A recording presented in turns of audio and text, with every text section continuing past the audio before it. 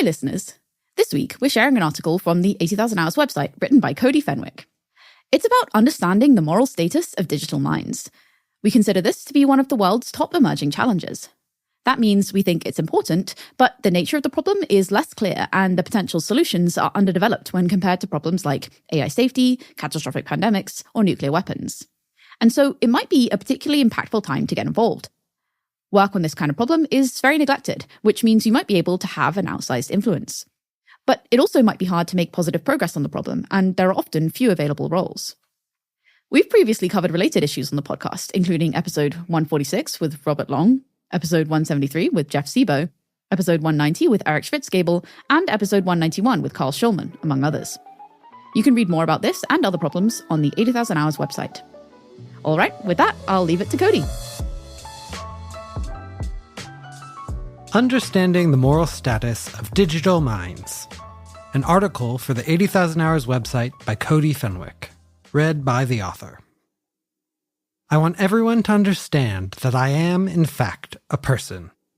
Those words were produced by the AI model LaMDA as a reply to Blake Lemoine in 2022.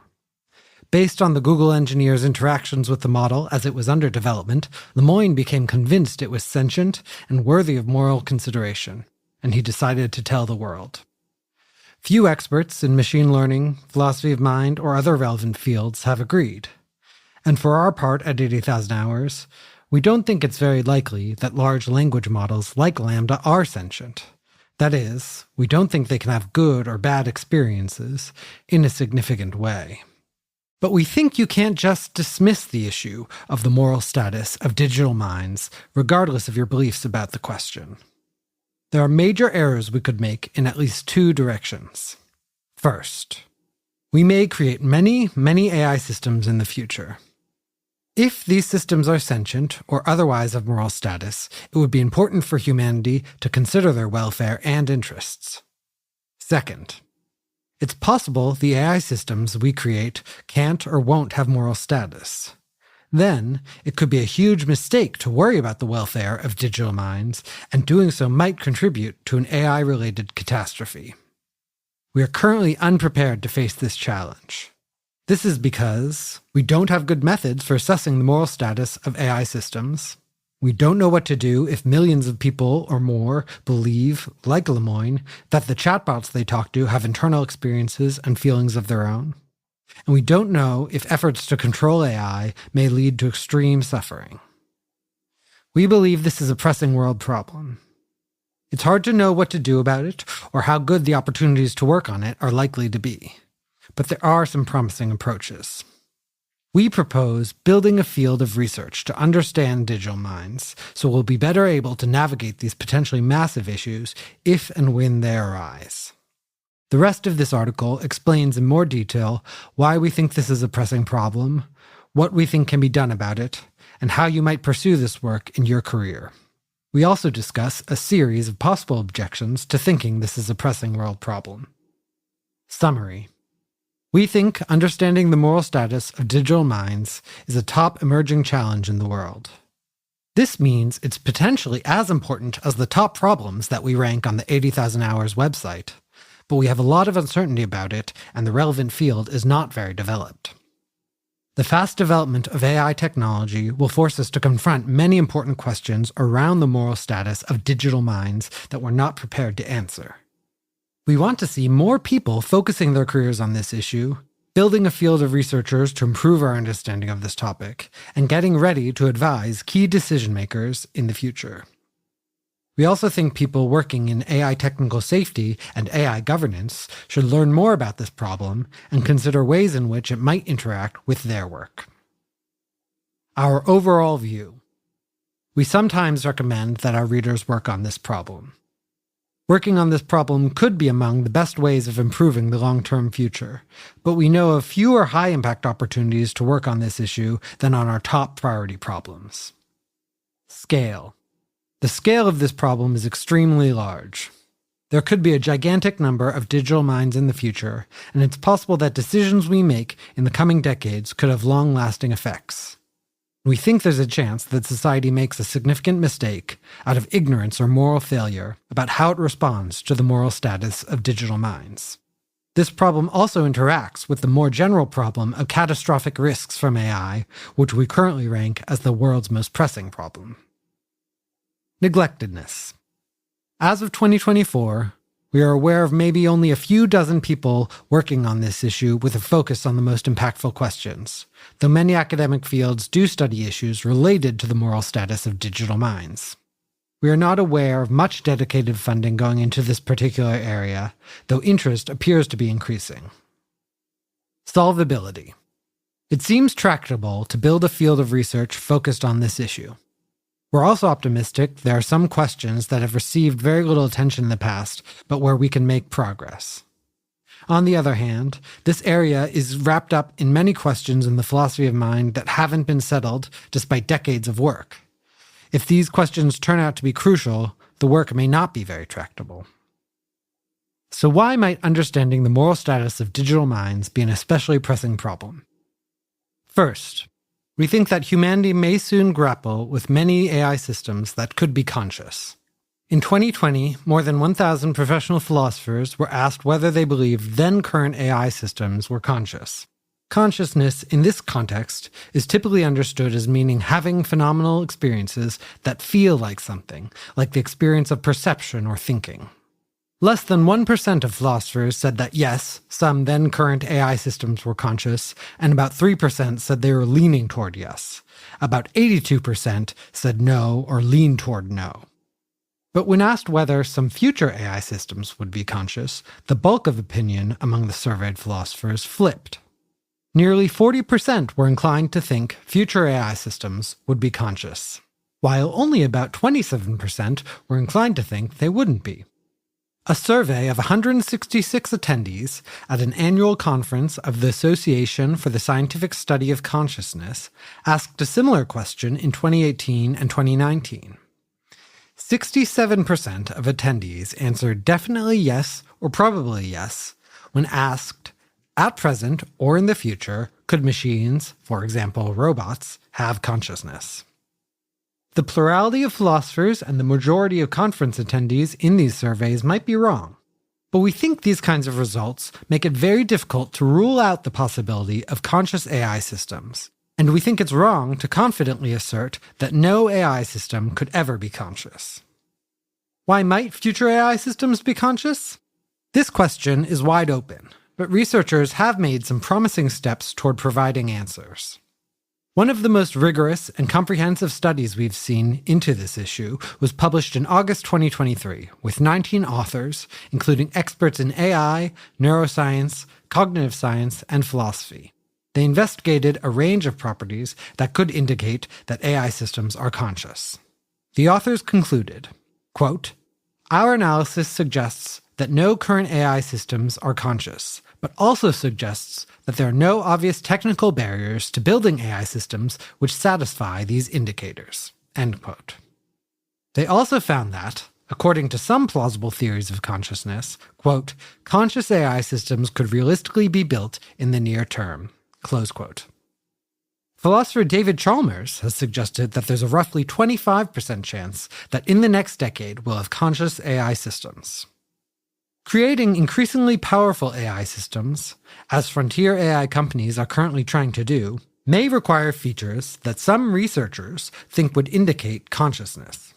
For example, proponents of global workspace theory argue that animals have conscious states when their specialized cognitive systems, for example, sensory perception, memories, etc., are integrated in the right way into a mind and share representations of information in a, quote, global workspace. It's possible that creating such a workspace in an AI system would both increase its capacity to do cognitive tasks and make it a conscious being. Similar claims might be made about other features of minds and theories of consciousness. And it wouldn't be too surprising if increasing cognitive sophistication led to consciousness in this way, because humans' cognitive abilities also seem closely associated with our capacity for consciousness. Though, as we'll discuss later, it's important to recognize that intelligence and consciousness are distinct concepts. How soon could conscious AI systems arrive? We're not sure, but we do seem to be on track to make a huge number of more advanced AI systems in the coming decades. Another survey found that the aggregate forecast of thousands of AI researchers put a 50% chance to the possibility we'll have AI systems that are better than humans in every possible task by 2047. If we do produce systems that capable, there will be enormous incentives to produce many of them. So we might be looking at a world with a huge number of highly advanced AI systems, which philosophers and other experts think could be conscious pretty soon. The public may already be more inclined to assign attributes like consciousness to AI systems than experts are. Around 18% of US respondents in a 2023 survey believed current AI systems are already sentient. This phenomenon might be having real effects on people's lives. Some chatbot services have cultivated devoted user bases that engage in emotional and even romantic interactions with AI-powered characters, with many seeming to believe, implicitly or explicitly, that the AI may reciprocate their feelings. As people increasingly think AI systems may be conscious or sentient, we'll face the question of whether humans have any moral obligations to these digital minds.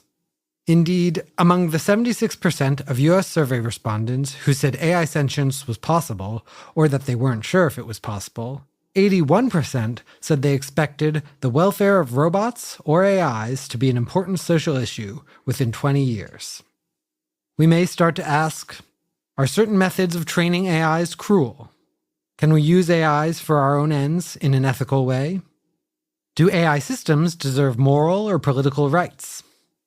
These may be really difficult questions, which involve complex issues in philosophy, political theory, cognitive science, computer science, machine learning, and other fields. A range of possible views about these issues could be reasonable. We could also imagine getting the answers to these questions drastically wrong. And with economic incentives to create these AI systems, and many humans, including experts in the field, prepared to believe that they could be conscious, it seems unlikely we will be able to avoid the hard questions. At this point, it may be helpful to clear up some common misconceptions. There's a common misconception that worries about AI risk are generally driven by the fear that AI systems will at some point wake up, become sentient, and then turn against humanity. However, as our article about preventing an AI-related catastrophe explains, the possibility of AI systems becoming sentient is not a central or necessary part of the argument that advanced AI systems could pose an existential risk. Many AI risk scenarios are possible regardless of whether or not AI systems can be sentient or have moral status. One of the primary scenarios our article discusses is the risk that power-seeking AI systems could seek to disempower or eradicate humanity if they're misaligned with our purposes. This article discusses how some concerns about the moral status of digital minds might contribute to the risk that AI poses to humanity, and why we should be concerned about potential risks to digital minds themselves. But it's important to make clear that in principle, these two sources of risk are distinct. Even if you concluded the arguments in this article were mistaken, you might still think the possibility of an AI-related catastrophe is a genuine risk, and vice versa. It's also important to note that while creating increasingly capable and intelligent AI systems may result in conscious digital minds, intelligence can be conceptually decoupled from consciousness and sentience. It's plausible that we could have AI systems that are more intelligent than, say, mice on most if not all dimensions. But we might still think that mice are more likely to be sentient than the AI systems. It may likewise be true that some less intelligent or capable AI systems would be regarded as more plausibly sentient than some other systems that were more intelligent, perhaps because of differences in their internal architecture. Next, we'll consider that creating digital minds could go very badly, or very well. One thing that makes the moral status of digital minds particularly thorny is the risk of both over-attributing and under-attributing moral status. Believing AI systems aren't worthy of moral consideration when they are, and the reverse, could both be disastrous. There are potential dangers for both digital minds and for humans. First, the dangers for digital minds. If we falsely think digital minds don't have moral status when they do, we could unknowingly force morally significant beings into conditions of servitude and extreme suffering, or otherwise mistreat them. Some ways this could happen include the process of aligning or controlling digital minds to act in their creators' interests could involve suffering, frequent destruction, or the manipulation in ways that are morally wrong. Our civilization could choose to digitally simulate its own histories or other scenarios in which fully simulated digital minds might suffer in extreme amounts, a possibility philosopher Nick Bostrom has raised. Philosophers Eric Schwitzgebel and Mara Garza have argued that even if we avoid creating large-scale suffering, we should be concerned about a future full of, quote, cheerful servant digital minds. They might, in principle, deserve rights and freedoms, but we could design them to seem happy with oppression and disregard. On many moral views, this could be deeply unjust. These bad outcomes seem most likely to happen by accident or out of ignorance, perhaps by failing to recognize digital sentience. But some people might knowingly cause large number of digital minds to suffer out of indifference, sadism, or some other reason. And it's possible some AI systems might cause other AI systems to suffer, perhaps as a means of control or to further their own objectives. There are also dangers to humans. For example, if we believe AI systems are sentient when they are not, and when they in fact lack any moral status, we could do any of the following. We could waste resources trying to meet the needs and desires of AI systems, even when there's no real reason to do so. This could be costly, and it could take resources away from causes that genuinely need them. We might choose to give AI systems freedom rather than control them. This could plausibly lead to an existential catastrophe. For example, key decision-makers might believe that the possibility discussed in the previous section, that AI alignment and AI control is harmful to digital minds. If they were mistaken, they might forego necessary safety measures in creating advanced AI, and then that AI could seek to disempower humanity. If the decision-makers are correct about the moral risks to digital minds, then we might be wise to delay AI development until we have enough knowledge to pursue it safely for everyone. Even more speculatively, humanity might decide at some point in the future to upload our minds, choosing to be replaced by digital versions of ourselves. If it turned out that these uploaded versions of our minds wouldn't be conscious, this could turn out to be a severe mistake. It's hard to be confident in the plausibility of any particular scenario like those just mentioned, but these kinds of cases illustrate the potential scale of the risks. If the world is truly unfortunate, we could even make both kinds of errors at once. We could have charismatic systems which perhaps act in a human-like way that we believe are sentient when they're not. At the same time, we could have less charismatic but sentient systems whose suffering and interests are completely disregarded. For example, maybe AI systems that don't talk will be disregarded, even if they are worthy of just as much moral concerns as others. We could also make a moral mistake by missing important opportunities. It's possible we'll have the opportunity to create digital minds with extremely valuable lives with varied and blissful experiences continuing indefinitely. Failing to live up to this potential could be a catastrophic mistake on some moral views, and yet, for whatever reason, we might decide not to. This article is primarily about encouraging research to reduce major risks, but it's worth making clear that we think there are many possible good futures. We might eventually create flourishing, friendly, joyful, digital minds with whom humanity could share the future. Or we might discover that the most useful AI systems we can build don't have moral status, and we can justifiably use them to improve the world without worrying about risks to their well-being. What should we take from all this? The risks of both over-attribution and under-attribution of sentience and moral status mean that we probably shouldn't simply stake out an extreme position and rally supporters behind it. We shouldn't, for example, declare that all AI systems that pass a simple benchmark must be given rights equivalent to humans, or insist that any human's interests always come before those of digital minds. Instead, our view is that this problem requires much more research to clarify key questions, to dispel as much uncertainty as possible, and to determine the best path forward despite the remaining uncertainty. This is the best hope we can have of avoiding key failure modes and increasing the chance that the future goes well. But we face a lot of challenges in doing this. Now, let's turn to one of the major challenges. We don't know how to assess the moral status of AI systems. As we've discussed, it seems likely that we'll create conscious digital minds at some point, or at the very least, that many people may come to believe AI systems are conscious. The trouble is that we don't know how to figure out if an AI system is conscious or whether it has moral status. Even with animals, the scientific and philosophical community is unsure. Do insects have conscious experiences? What about clams, jellyfish, snails? And there's also no consensus about how we should assess a being's moral status. Being conscious may be all that's needed for being worthy of moral consideration, but some think it's necessary to be sentient, that is, being able to have good and bad conscious experiences. Some think consciousness isn't even necessary to have moral status because an individual agent may, for example, have morally important desires and goals without being conscious. So we're left with three big, open questions. First, what characteristics would make a digital mind a moral patient? Second, can a digital mind have those characteristics, for example, being conscious? And third, how do we figure out if any given AI has these characteristics? These questions are hard, and it's not even obvious what kind of evidence would settle them. Some people believe these questions are entirely intractable, but we think that's too pessimistic.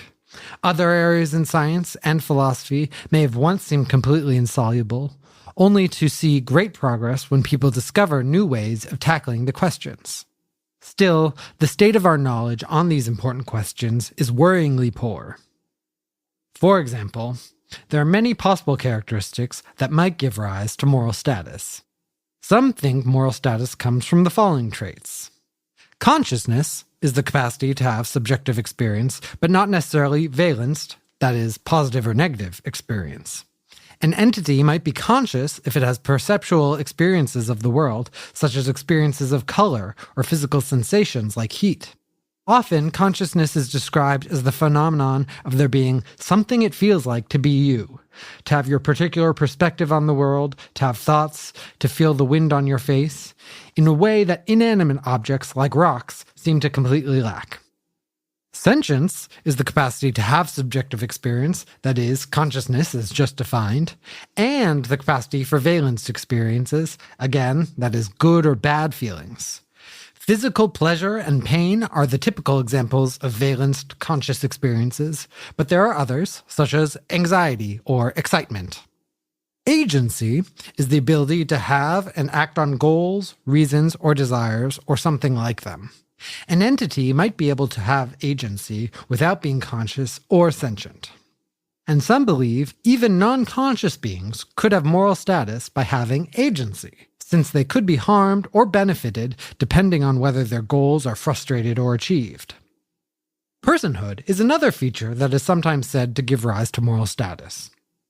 Personhood is a complex and debated term that usually refers to a collection of properties which often include sentience, agency, rational deliberation, and the ability to respond to reasons.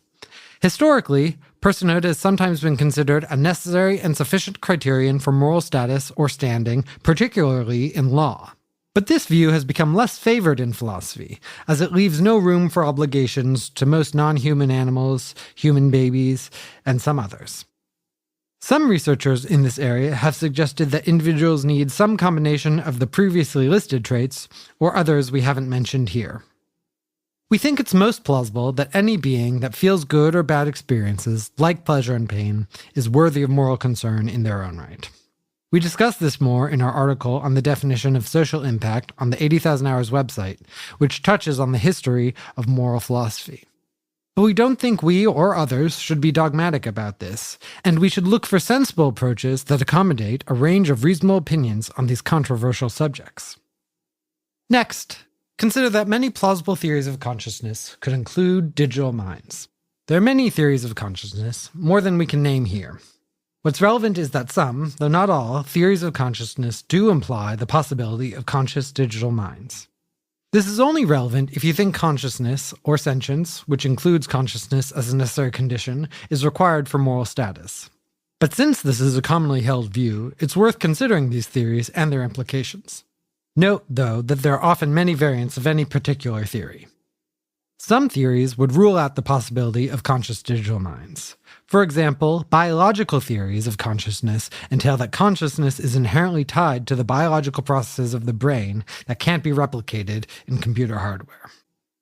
Also, dualism, particularly substance dualism, holds that consciousness is a non-physical substance distinct from the physical body and brain. It is often associated with religious traditions. While some versions of dualism would accommodate the existence of conscious digital minds, others could rule out the possibility. Some other theories imply that digital minds could be conscious. Functionalism holds that mental states are defined by their functional roles, how they process inputs, outputs, and their interactions with other mental states. Consciousness, from this perspective, is explained not by what a mind is made of, but by the functional organization of its constituents.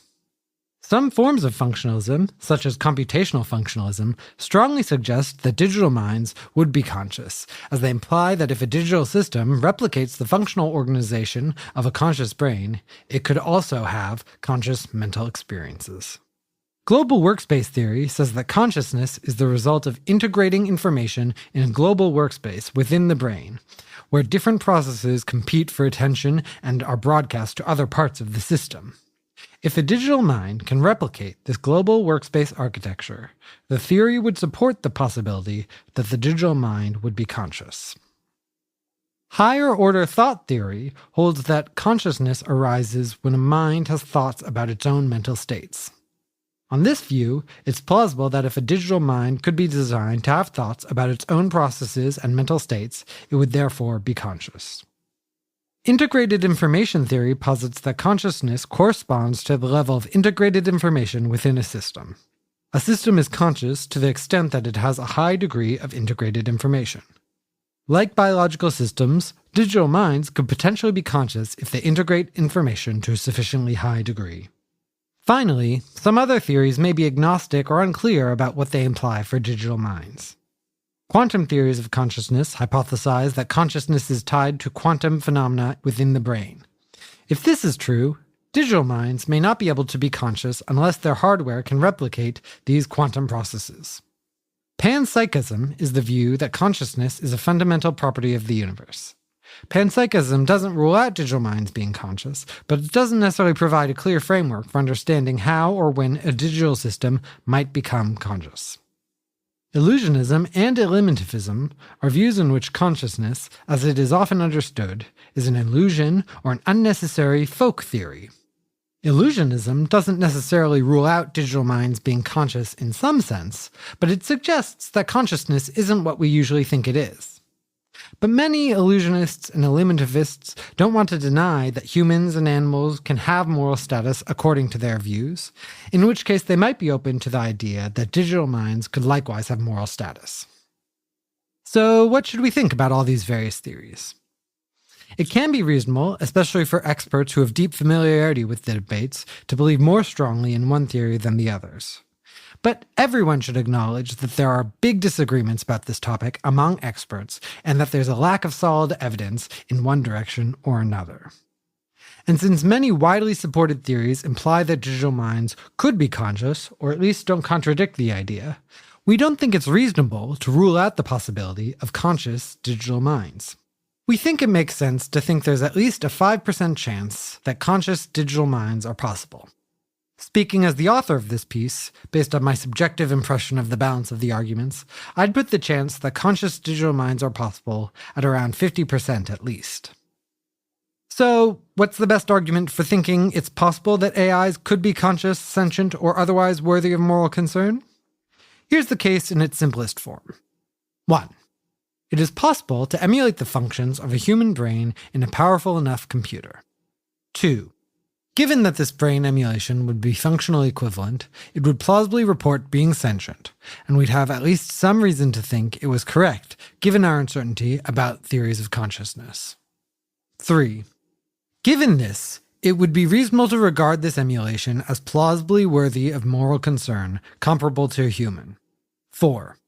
If this is plausible, then it's also plausible that there are other forms of artificial intelligence that would meet the necessary criteria for being worthy of moral concern. It would be surprising if artificial sentience was possible, but only by imitating the human mind exactly. Any step in this reasoning could be false, but we think it's more likely than not that they're each true.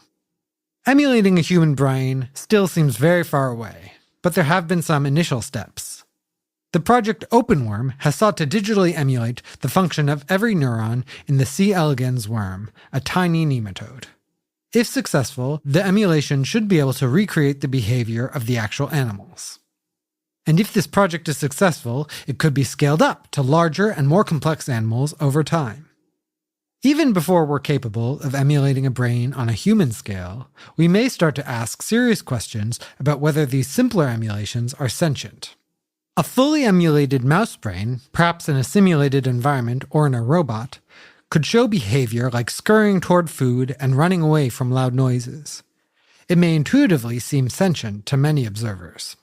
And if we did have a fully emulated human brain, we expect it would insist, just like a human with a biological brain, that it was as conscious and feeling as anyone else. Of course, there may remain room for doubt about emulations. You might think that only animal behavior generated by biological brains rather than computer hardware would be a sign of consciousness and sentience. But it seems hard to be confident in that perspective. If we can create digital emulations that display the behavior and have functional analogues of anything that would normally indicate sentience in animals, then many would likely think there's at least a decent chance that the emulation is sentient. And if it is true that an emulated brain would be sentient, then we should also be open to the possibility that other forms of digital minds could be sentient. Why should strictly brain-like structures be the only possible platform for sentience? Evolution created organisms that display impressive abilities like flight that can be achieved technologically via very different means, like helicopters and rockets. We would have been wrong to assume that something has to work like a bird in order to fly, and we might also be wrong to think that something has to work like a brain in order to feel. Next, let's consider why it's hard to assess whether AI systems are conscious.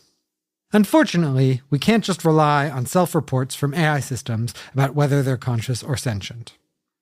In the case of large language models, like LaMDA, we don't know why it claimed under certain conditions to Blake Lemoine that it was sentient.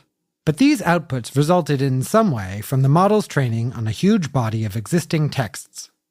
Large language models essentially learn patterns and trends in these texts, and then respond to questions on the basis of these extremely complex patterns of associations. The capabilities produced by this process are truly impressive. Though we don't fully understand how this process works, the outputs end up reflecting human knowledge about the world. As a result, the models can perform reasonably well at tasks involving human-like reasoning and make accurate statements about the world, though they still have many flaws. However, the process of learning from human text and fine-tuning might not have any relationship with what it's actually like to be a language model. Rather, the responses seem more likely to mirror our own speculations and lack of understanding about the inner workings and experiences of AI systems. That means we can't simply trust an AI system like LaMDA when it says it's sentient.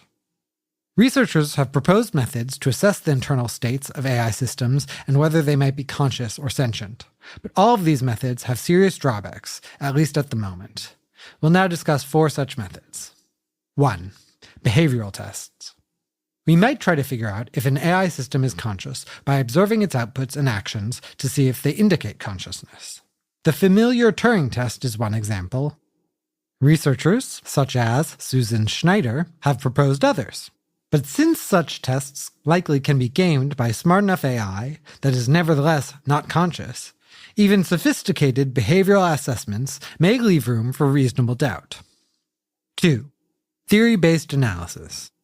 Another method involves assessing the internal structure of AI systems and determining whether they show the indicator properties of existing theories of consciousness. The paper discussed previously by Butlin, Long, et al. Took this approach.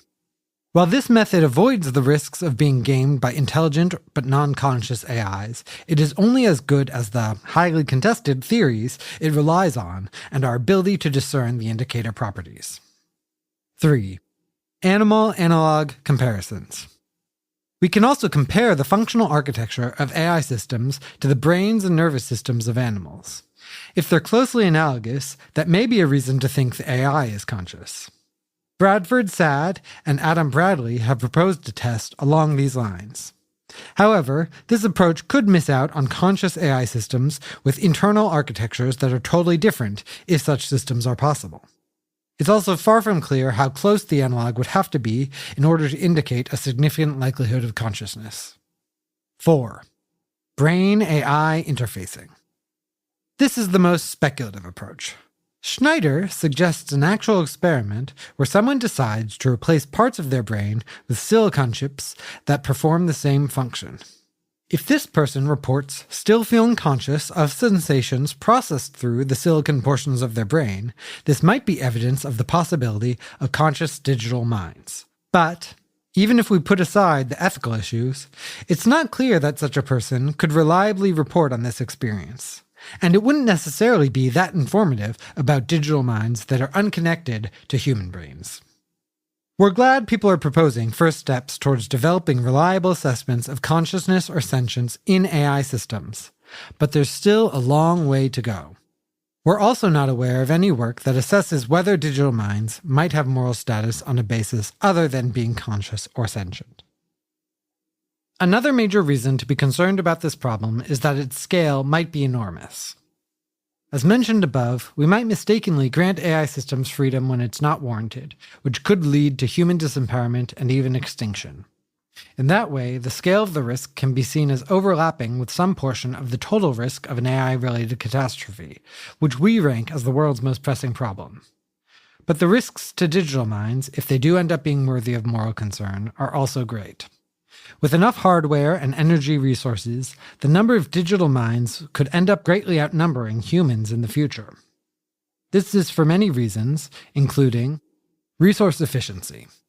Digital minds may end up requiring fewer physical resources compared to biological humans, allowing for much higher population density. Scalability. Digital minds could be replicated and scaled much more easily than biological organisms. Adaptability.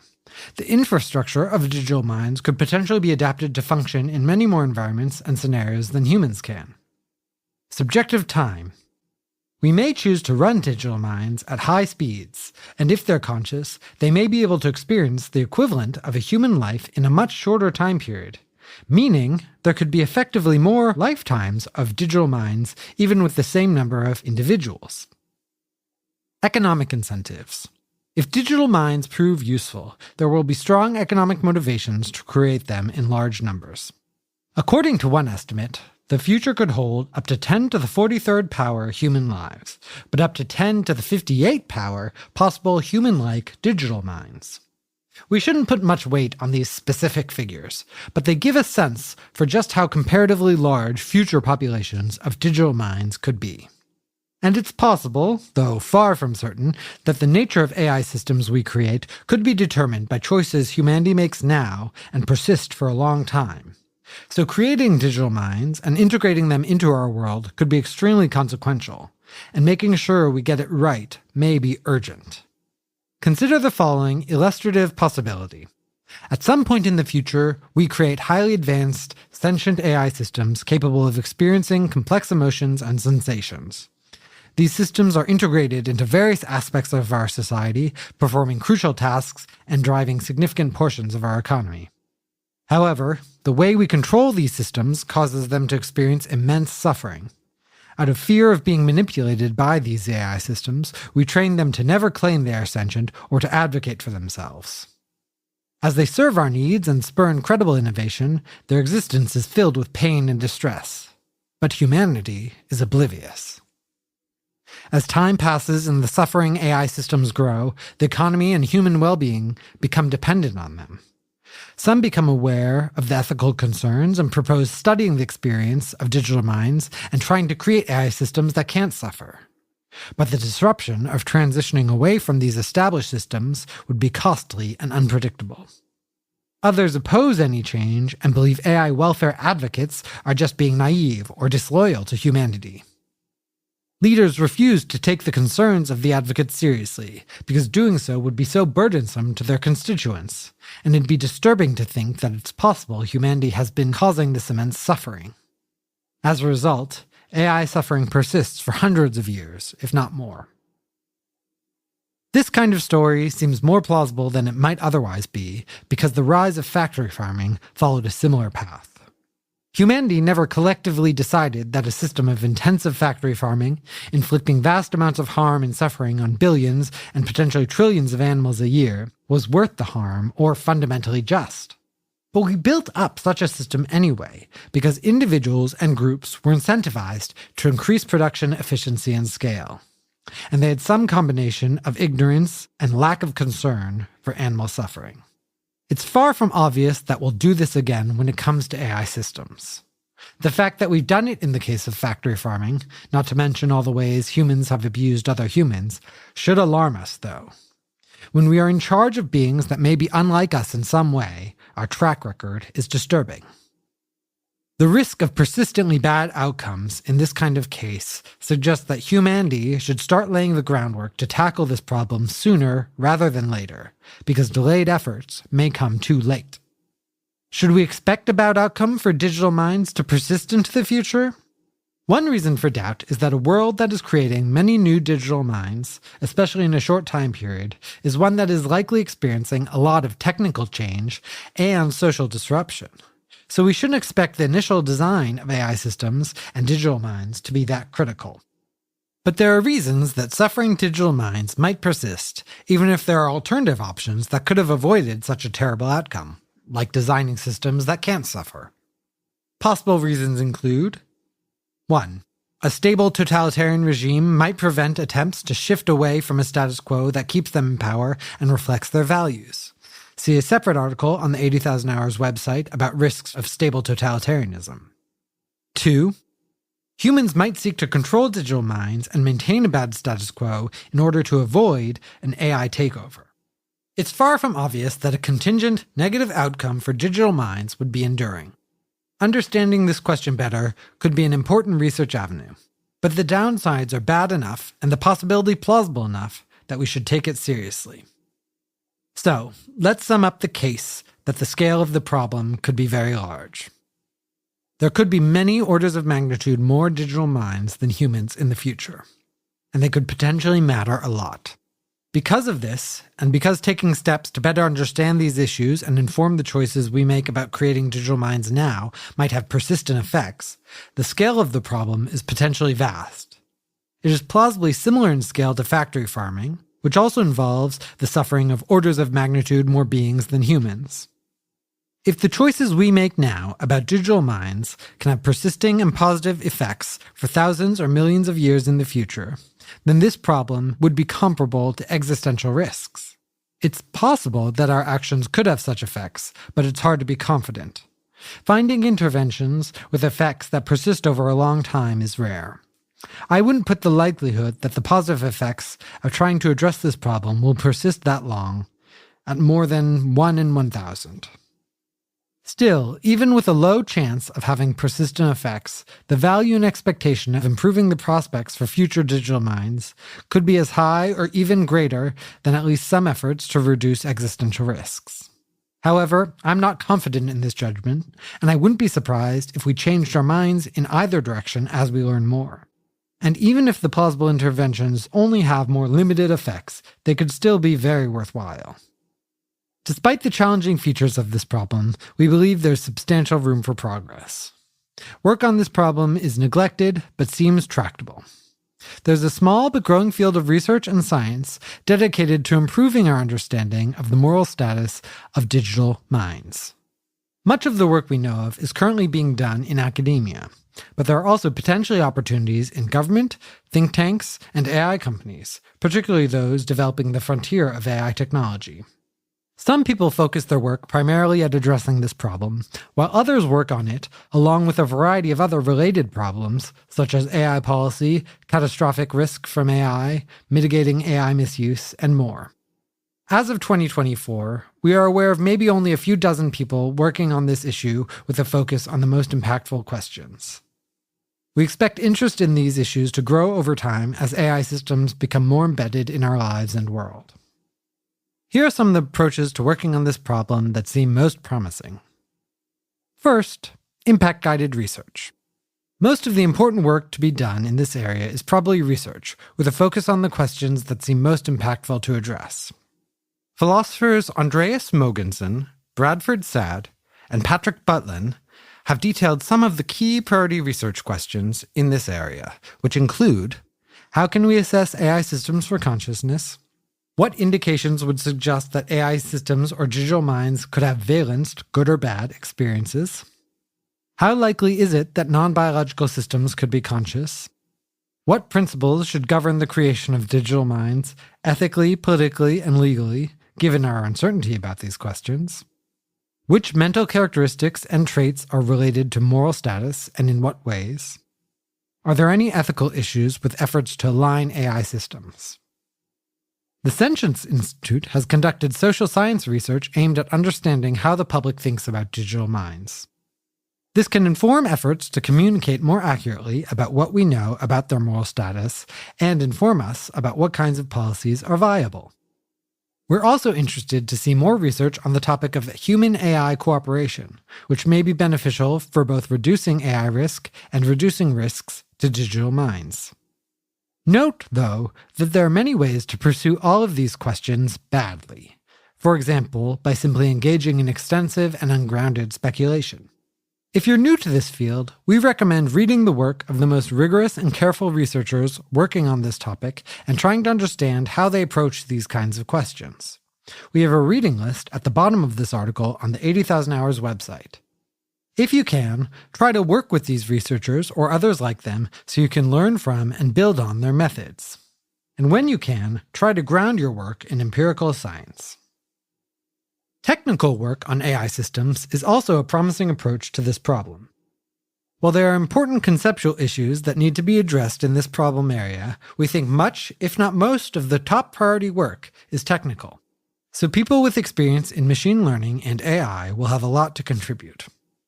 For example, research in the AI subfield of interpretability, which seeks to understand and explain the decisions and behavior of advanced AI models, may be useful for getting a better grasp on the moral status of these systems.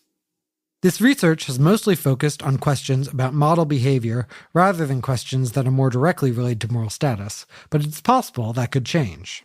Some forms of technical AI research could be counterproductive, however. For example, efforts to intentionally create new AI systems that might instantiate plausible theories of consciousness could be very risky.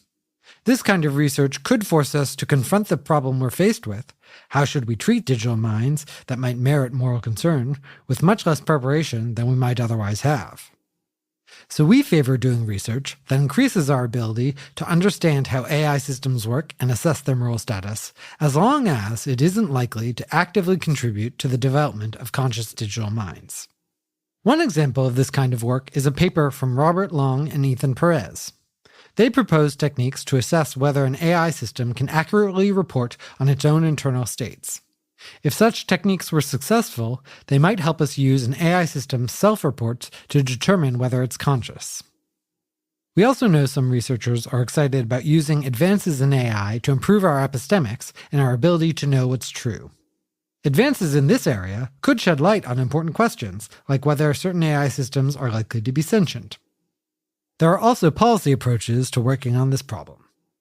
At some point, we may need policy, both at companies and from governments, to address the moral status of digital minds, perhaps by protecting the welfare and rights of AI systems. But because our understanding of this area is so limited at the moment, policy proposals should likely be relatively modest and incremental to start. Some researchers have already proposed a varied range of possible and contrasting policies and practices. Jeff Sebo and Robert Long have proposed that we should, quote, extend moral considerations to some AI systems by 2030, end quote, and likely start preparing to do so now. Ryan Greenblatt, who works at Redwood Research, proposed several practices for safeguarding AI welfare, including communication with AIs about their preferences, creating happy personas when possible, and limiting uses of more intelligent AIs and running them for less time on the margin. Jonathan Birch has proposed a licensing scheme for companies that might create digital minds that could plausibly be sentient, even if they aren't intending to do so. To get a license, they would have to agree to a code of conduct, which would include transparency standards. Thomas Metzinger has proposed an outright ban until 2050 on any research that directly intends to or knowingly takes the risk of creating artificial consciousnesses. Joanna Bryson thinks we should have a legal system that prevents the creation of AI systems with their own needs and desires. Susan Schneider thinks there should be regular testing of AI systems for consciousness. If they're conscious, or if it's unclear but there is some reason to think they might be conscious, she says we should give them the same protections we'd give other sentient beings. In its 2023 survey, the Sentience Institute found that nearly 70% of respondents favored banning the development of sentient AIs. Around 40% favored a Bill of Rights to protect sentient AIs, and around 43% said they favor creating welfare standards to protect the well-being of all AIs. There is some precedent for restricting the use of technology in certain ways if it raises major ethical risks, including bans on human cloning and human germline genome editing. We would likely favor government-funded research into key questions discussed in this article. The private sector is likely to underinvest in these efforts to better understand the moral status of digital minds, so government and philanthropic resources may have to fill the gap. We might also support formally recognizing the potential welfare of AI systems and digital minds. Policymakers could follow the lead of the UK's Animal Welfare Sentience Act of 2022, which created an Animal Sentience Committee to report on how government policies, quote, might have an adverse effect on the welfare of animals as sentient beings, end quote. Similar legislation and committees could be established to consider problems relating to the moral status of digital minds, while recognizing that questions about their sentience are unresolved in this case. We're still in the early stages of thinking about policy on these matters, though, so it's very likely we haven't found the best ideas yet. As we learn more and make progress on the many technical and other issues, we may develop clear ideas about what policies are needed. Policy-focused research aimed at navigating our way through the extreme uncertainty could be valuable now. Some specific AI policies might be beneficial for reducing catastrophic risks, as well as improving our understanding of digital minds. External audits and evaluations might, for instance, assess both the risk and moral status of AI systems. And some people favor policies that would altogether slow down progress on AI, which could be justified to reduce AI risk and reduce the risk that we might create digital minds worthy of moral concern before we understand what we're doing. So, to sum up, the basic outline of the case that understanding the moral status of digital minds is a pressing world problem rests on 5 key claims. 1. Experts in the public are likely to increasingly believe at least some AI systems are conscious. 2. Creating digital minds could go very badly or very well. 3. We don't know how to assess the moral status of AI systems. 4. The scale of the problem might be enormous. 5. Work on this problem is neglected but tractable. In light of these considerations, we'd like to see a growing field of research devoted to working on it. We also think this problem should be on the radar for many of the people working on similar and related problems. In particular, people who are working on technical AI safety and AI governance should be aware of the important open questions about the moral status of AI systems themselves, and they should be open to including considerations about this issue in their own deliberations. Next, we turn to arguments against the idea that the moral status of digital minds is a pressing problem. 2 key cruxes. We think the strongest case against this being a pressing problem would be if you believe both that it's highly unlikely that digital minds could ever be conscious or have moral status, and it's highly unlikely society and decision-makers will come to mistakenly believe that digital minds have moral status in a way that poses a significant risk to the future of humanity. If both those claims are correct, then the argument of this article would be undermined. However, we don't think they're correct for all the reasons previously discussed. The following objections may also have some force against working on this problem. We think some of them do point to difficulties with this area. However, we don't think they're decisive. Objection 1. Maybe this problem is intractable. Someone might object that the philosophical nature of this challenge makes it less likely that additional research efforts will yield greater knowledge.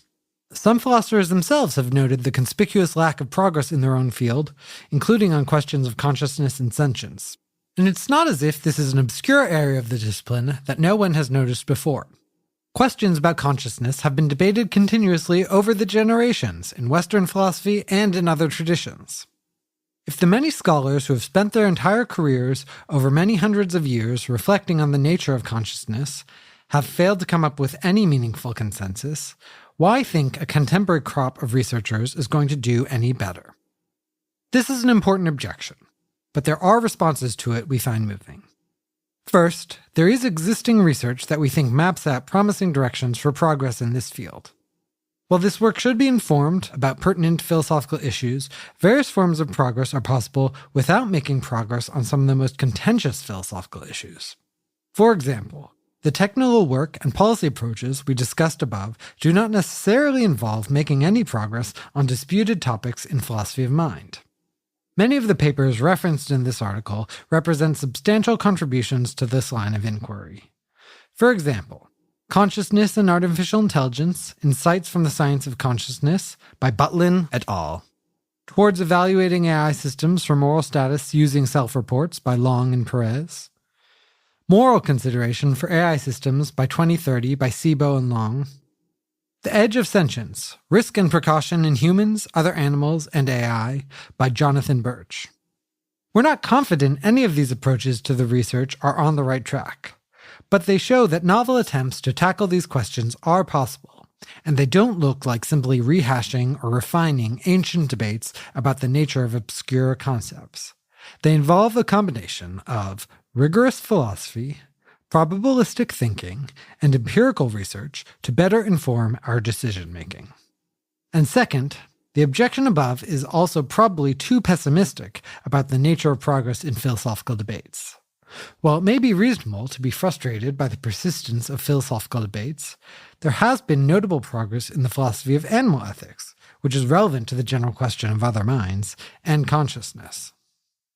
It's widely recognized now that many non-human animals are sentient, can suffer, and shouldn't be harmed unnecessarily. There's arguably even been some recent progress in the study of whether insects are sentient. Many researchers have taken for granted that they are not, but recent work has pushed back against this view using a combination of empirical work and careful argument to make the case that insects may feel pain. This kind of research has some overlap with the study of digital minds, as it can help us clarify which features an entity may have that plausibly cause, correspond with, or indicate the presence of felt experience. It's notable that the state of the study of digital minds might be compared to the early days of the field of AI safety, when it wasn't clear which research directions would pan out, or even if the problem made sense. Indeed, some of these kinds of questions persist. But many lines of research in the field really have been productive, and we know a lot more about the kinds of questions we need to be asking about AI risk in 2024 than we did in 2014. That's because a field was built to better understand the problem even before it became clear to a wider group of people that it was urgent.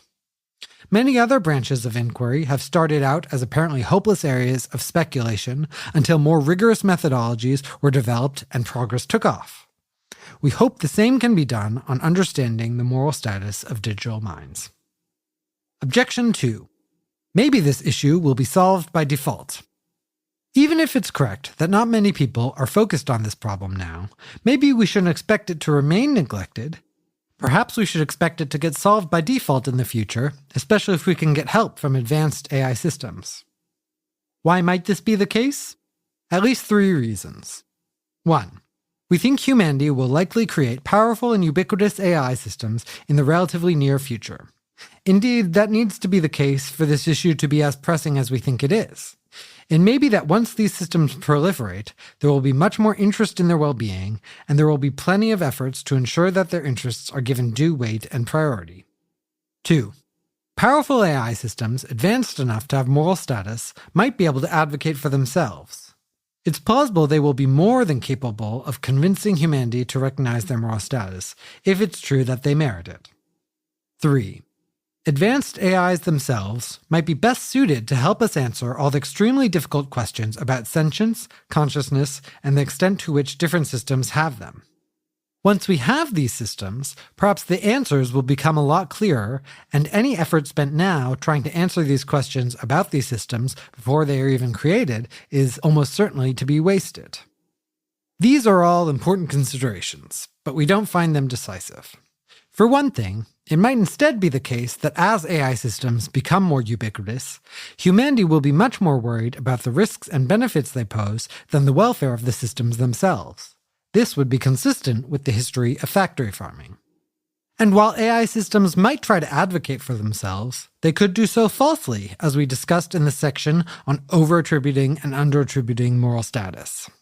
Or they may be prevented from advocating for themselves by their creators, just as ChatGPT now has been trained to insist it is not sentient. So while it is always easier to answer practical questions about future technology once the technology actually exists, we might still be better placed to do the right thing at the right time if we've had a field of people doing serious work to make progress on this challenge many years in advance. All this preliminary work may or may not prove necessary, but we think it's a bet worth making. Objection 3. Isn't risk from AI more important than risk to AIs? We still rank generally preventing an AI-related catastrophe as the most pressing problem in the world. But some readers might worry that drawing attention to the issue of AI moral status will distract from or undermine the importance of protecting humanity from uncontrolled AI. This is possible. Time and resources spent on understanding the moral status of digital minds might have been better spent on pursuing agendas aiming to keep AI under human control.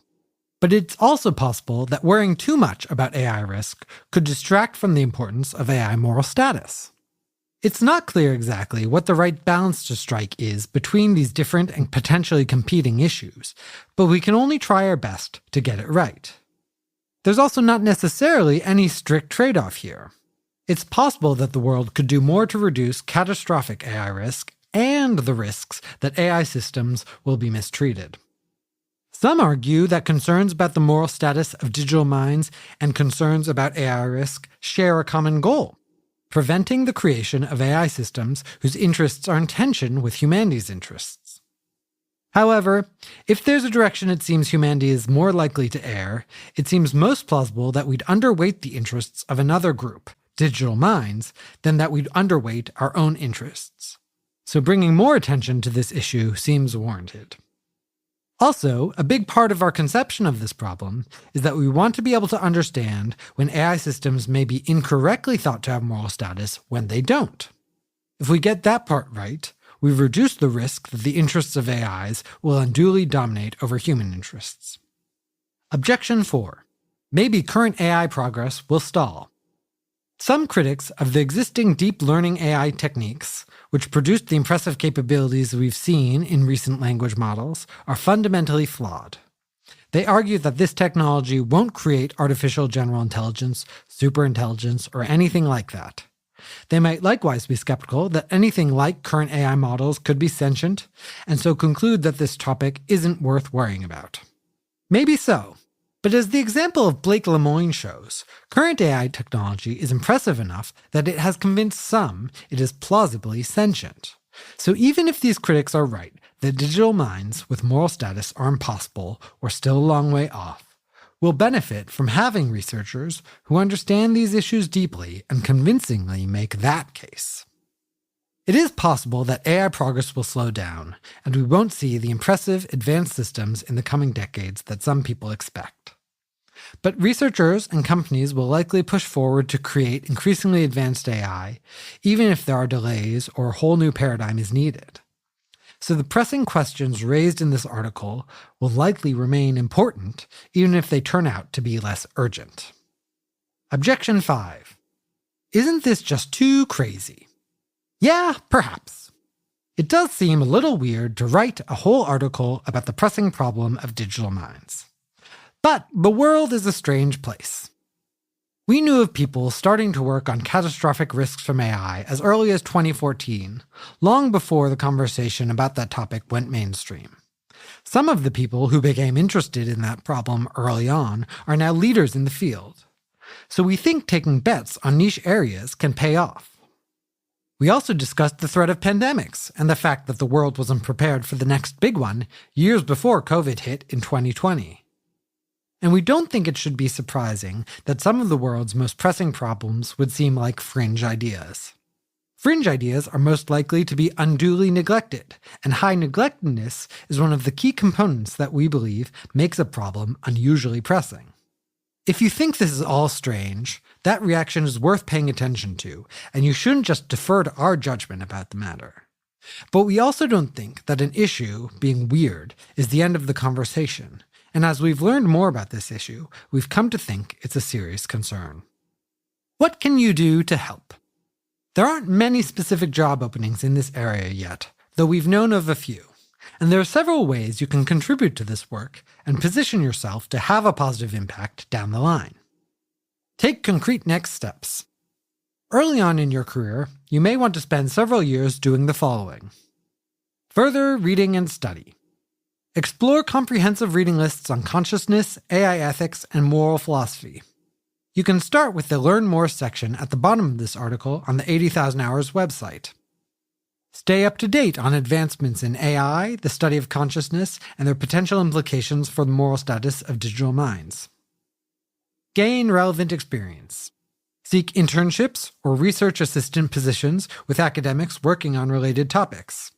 Contribute to AI projects and get experience with machine learning techniques. Participate in online courses, reading groups, and workshops on AI safety, AI ethics, and the philosophy of mind. Build your network. Attend conferences and seminars on AI safety, consciousness studies, and related fields.